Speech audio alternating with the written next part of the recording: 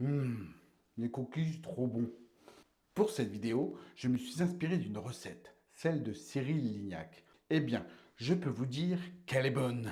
Mais il y a autant de recettes de Cookie Man ou Cookie Woman. Ce bon biscuit a une durée de vie de moins de quelques minutes, surtout avec des gamins à la maison en pleines vacances scolaires. Mais ouf, j'en ai sauvé un, mais pas pour longtemps. Mais qui a inventé une telle merveille? Alors, prenez vos cookies. Ah non, vous n'avez pas encore la recette. Donc, prenez votre petit chocolat chaud, on part découvrir l'histoire du cookie.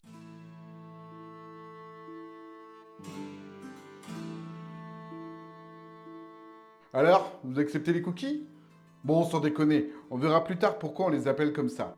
Mais avant de parler de cette recette suite à une petite erreur, revenons sur l'histoire du biscuit. J'en ai déjà parlé dans une précédente vidéo sur le thème de la Charlotte aux fraises. Le biscuit est plus que millénaire. On en retrouve des traces depuis l'Égypte, dans le tombeau du pharaon Thi de la 5e dynastie. L'idée à l'époque est d'améliorer la conservation. Alors les Égyptiens rajoutaient du miel et le cuisaient 2 fois plus longtemps. C'est de là que vient l'explication du mot biscuit, cuit 2 fois. Au Moyen-Âge, la cuisson passe au four et ce gâteau commence à prendre la forme que l'on connaît aujourd'hui. Ces derniers commencent aussi à être agrémentés d'épices comme de la cannelle, du clou de girofle. D'ailleurs, je pense un jour faire une vidéo globale sur le biscuit avec mon préféré, le spéculoos. Il est souvent utilisé par les marins qui partent plusieurs jours en mer. Le biscuit a une plus longue conservation que le pain. Pendant la Renaissance, on doit aussi dire merci à Catherine de Médicis, qui amène avec elle la brioche, le biscuit cuillère ou encore les macarons. Je vous le dis, il y a tellement de choses à dire sur le biscuit. Au XVIIe siècle, on trouve autant de biscuits salés que sucrés, le tout aromatisé avec les nouvelles saveurs que le monde peut apporter. Et depuis la découverte de l'Amérique, les immigrants hollandais qui arrivent au XVIIe siècle prennent avec eux la recette du koetjke, si j'ai mal prononcé, désolé, qui signifie petit gâteau. Les boulangers utilisent le reste de la pâte pour fabriquer ces petits biscuits, un vrai délice. Avec le temps, la recette se diversifie avec des noix, des fruits ou de la poudre de cacao. De plus, la poudre à lever a permis de faire des biscuits moelleux et croustillants. Le nom de koetjke se transforme avec le temps en cookie. C'est là que rentre en scène Ruth Greve Wakefield. Son mari et elle achètent en 1930 une petite auberge appelée le Toll House Inn, un ancien relais de diligence avec un décor très colonial. Elle se situe près de Boston, à Whiteman, dans le Massachusetts. Un jour de 1938, notre chère Ruth prépare sa nouvelle fournée de biscuits. Mais elle se rend compte qu'elle n'a plus de poudre de chocolat. Mais que va-t-elle faire? Ni une ni deux. Elle sort une tablette de chocolat Nestlé, la casse en morceaux et l'incorpore à la pâte. Elle se dit alors que ce dernier fondra et se mélangera. Mais le destin en décida autrement. La température de la cuisson des cookies ne permet pas au chocolat de fondre correctement et les éclats restent apparents. Et là, le biscuit dépasse toutes ses attentes. Alors, ni une ni deux, elle propose ce super dessert accompagné d'une crème glacée et la baptise chocolat chip cookie, soit un biscuit aux éclats de chocolat. Avec le temps, le nom cookie est resté. Le cookie était né. Toujours Gimon. Bon, bien sûr, c'est ce que raconte la légende. Mais Madame Greve Wakefield est bien trop perfectionniste pour qu'elle n'ait pas de stock de chocolat en poudre. Le succès est quand même au rendez-vous. Elle partage tout de même sa recette avec ses clients et son fournisseur Nestlé, qui voit une opportunité. En échange d'afficher sa recette sur chaque plaque de chocolat, Ruth reçoit une provision de chocolat à vie.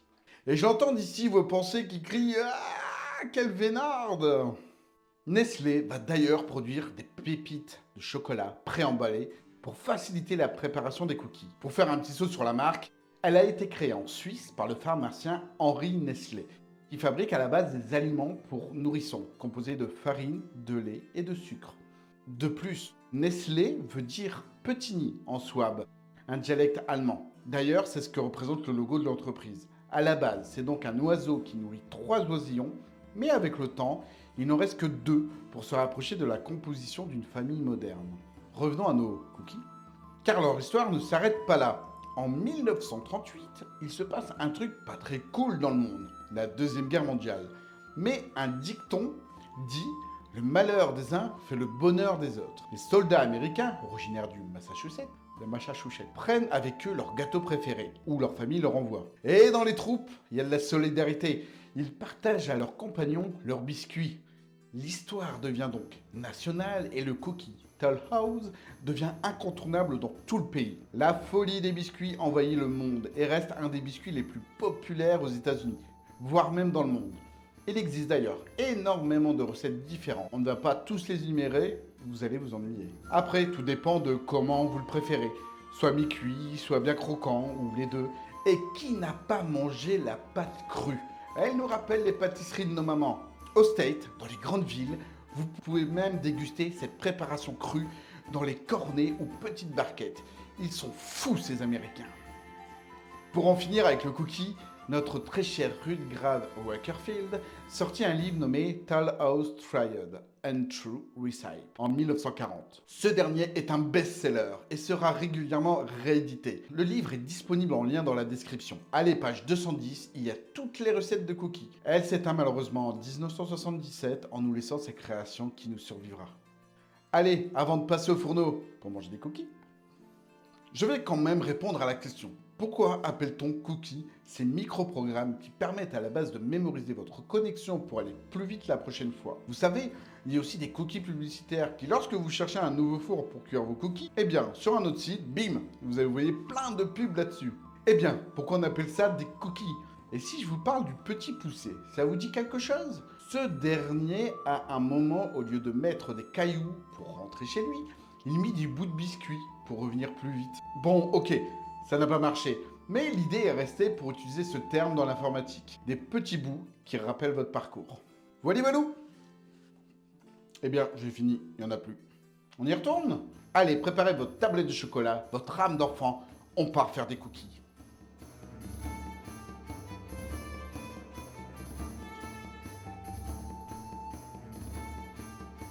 Et c'est parti pour faire des cookies. On commence par exploser le chocolat en petits morceaux, ou gros, si vous voulez.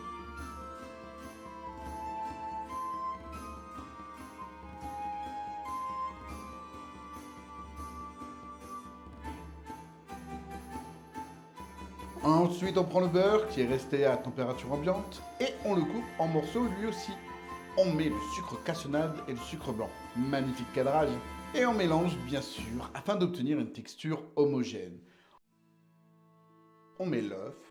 Oui, il y en a deux. J'ai doublé la recette. Je suis un ouf. Pareil, on mélange.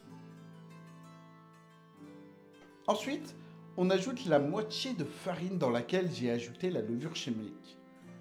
On mélange. On remet de la farine. On mélange.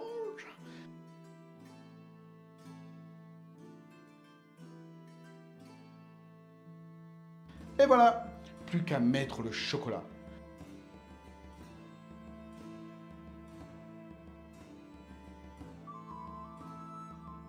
Ensuite, on fait un gros boudin bien homogène.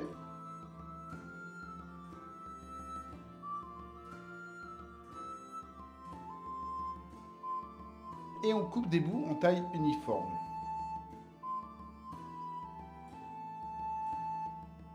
Avec chaque bout, une boule qu'on place sur la grille.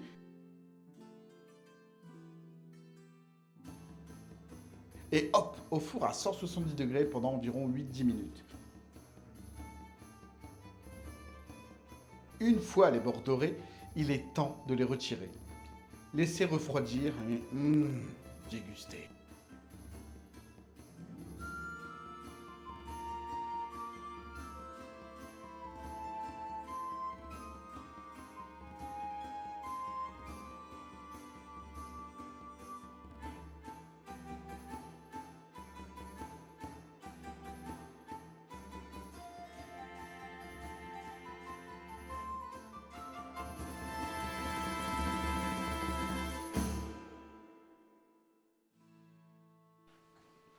Alors, la recette vous a plu?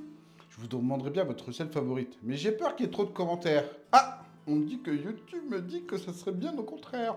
Donc n'hésitez pas à lâcher un com. Comment une simple erreur fait naître un mythe? Le cookie est une institution dans le monde et ce n'est pas prêt de s'arrêter. On peut donc dire merci à Root, mais aussi à Nestlé qui a permis de faire connaître cette superbe recette à travers le monde. Merci aussi à nos mamans qui savent tellement bien cuisiner des saveurs qui sont ancrées dans notre esprit. Merci aussi au papa d'ailleurs. Alors, je n'ai pas encore décidé du thème de la prochaine vidéo. N'hésitez pas à me proposer cela en commentaire.